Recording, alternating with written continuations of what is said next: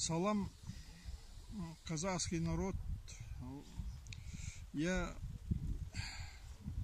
ездил в Казахстан, в фестивале и учил казахскую песню и увлекся домброй. Но я пытался сам сделать, вот, но я как казахи сильно не умею, но играть начал немножко. Здесь домбра сильно не развита.